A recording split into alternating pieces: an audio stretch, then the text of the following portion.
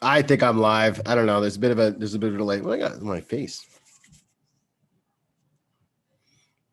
I didn't shave this morning. I kind of like not having a shave some days, and this is one of those days.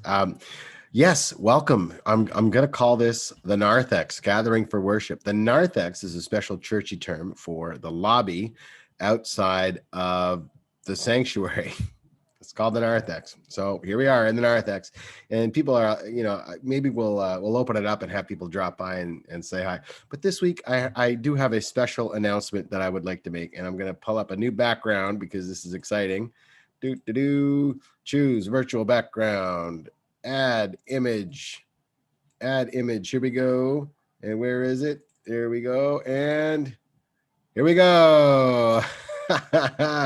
It's a girl. It's a girl. Our own Cheyenne Messervier had a baby girl this week. Viola Rose was born, and everyone is thrilled. It is wonderful. Marcia and Dave, her grandma and grandpa. That's wonderful. And I got some pictures. I'm going to see if I can pull up some pictures of Viola Rose and our own Cheyenne Messervier. So just a moment here. Let me see if I can just do this. I'm going to pull up this thing here and go, let's go. I'm going to open this picture, and then I'm going to go back to Zoom, and then I'm going to go to share screen, and then I'm going to go here.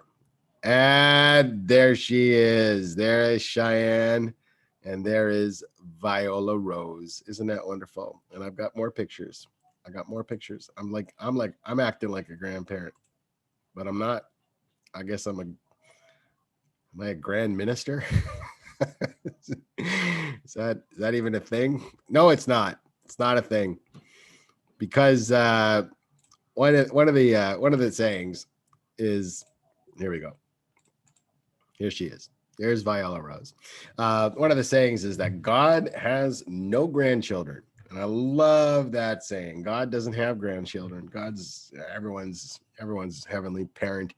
And I'm not equating myself with the big G. There's no way I would do that. But I would say that she is every bit as much of our church family as anybody else is, even though she is just brand new. I wonder if I got another picture of her.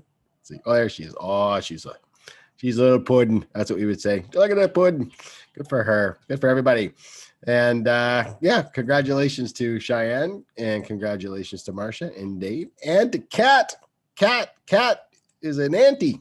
That is great. Anyway, I'm going to, how do I end this? Stop share. I'm going to end my background too, because anyway, that's a wonderful announcement to make. Congratulations, and God bless all of you. I just think that's great. I love new beginnings, especially in the middle of all of this turmoil. To have someone brand new, and a brand new beginning. I just think it's great.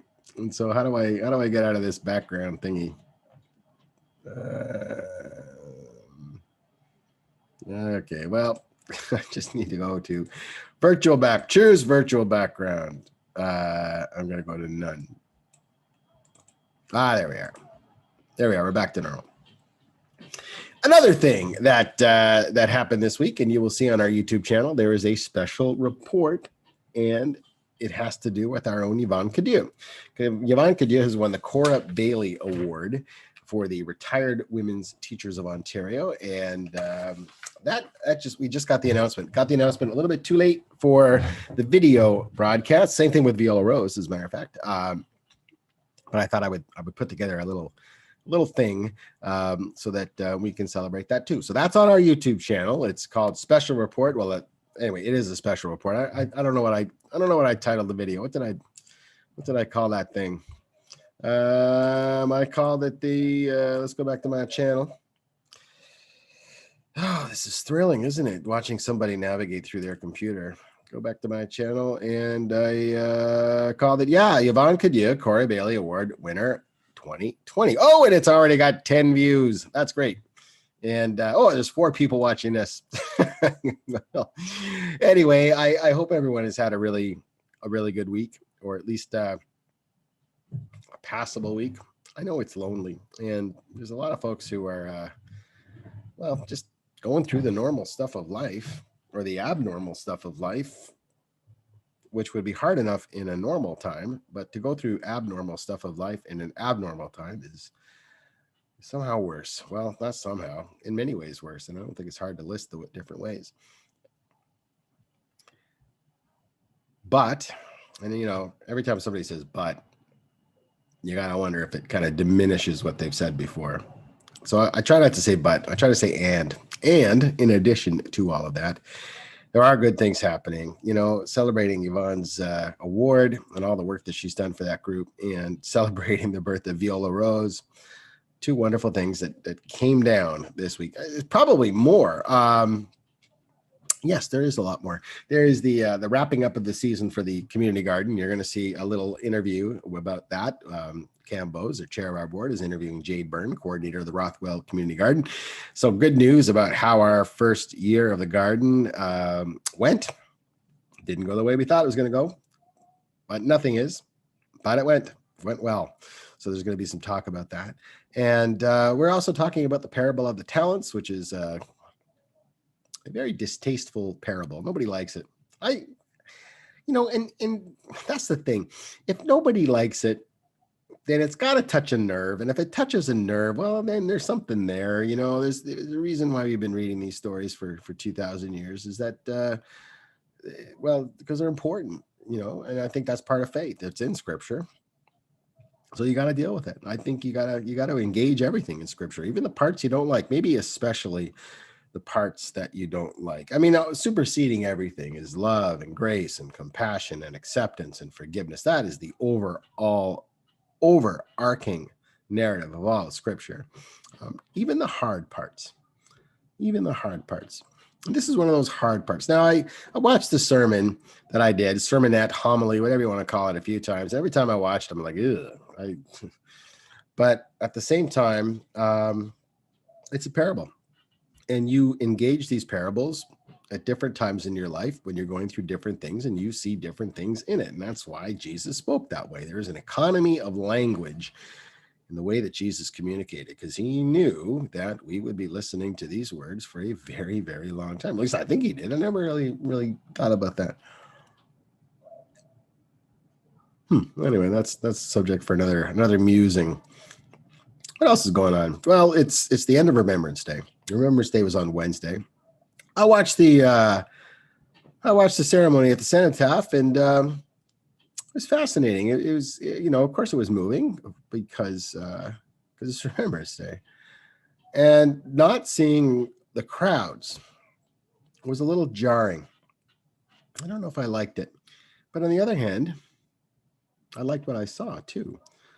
Anyway, I it's probably still up on the CBC website if you want to take a look at it.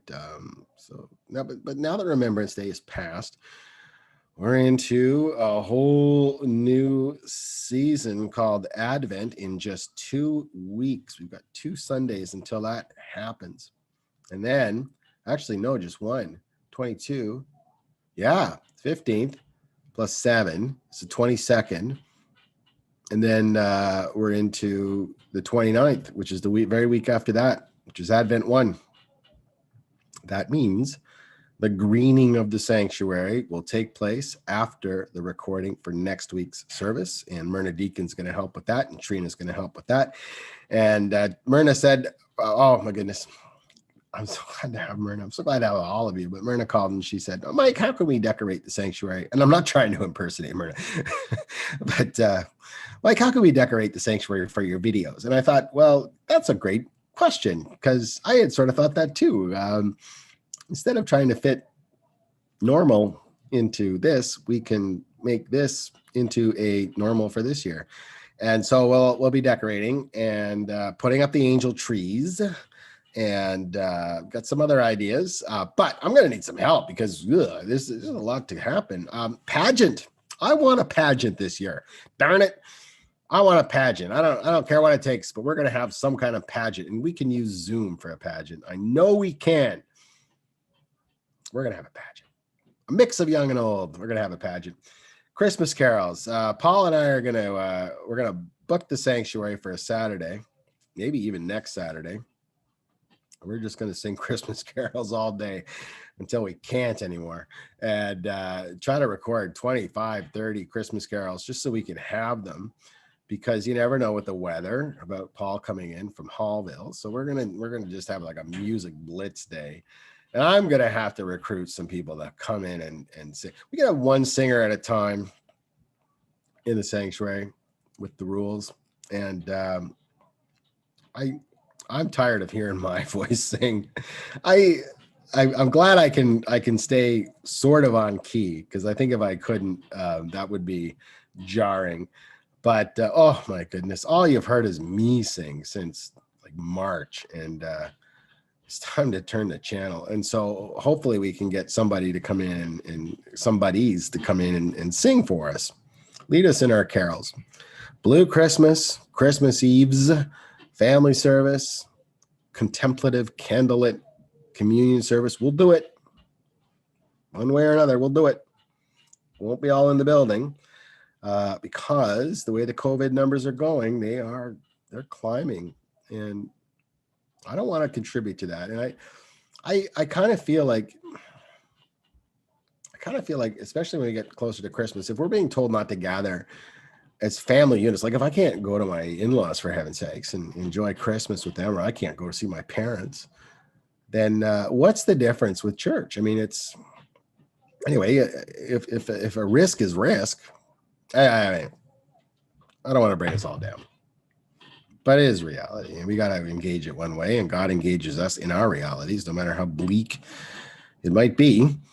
We'll get some hope from that. Hope, peace, love, and joy. That's our Advent mantra. So I'm going to stop this. I'm going to get myself, I'm going to refresh my coffee. This is one of my favorite coffee mugs. It says, stay weird. It's upside down because it's weird.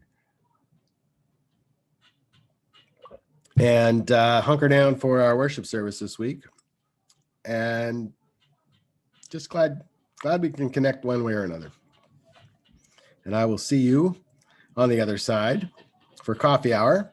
And we got a nice little group going for coffee hour. We don't meet for a whole hour. I think calling it coffee hour is a little bit disingenuous. We actually meet from whenever the service is over. This week, I think it's about 46 minutes long. And then we get together and we just sort of chat for a few minutes. Sometimes we show pictures, and we just enjoy each other's company until it's time for lunch. Usually we leave about 11:50. Get ready for lunch.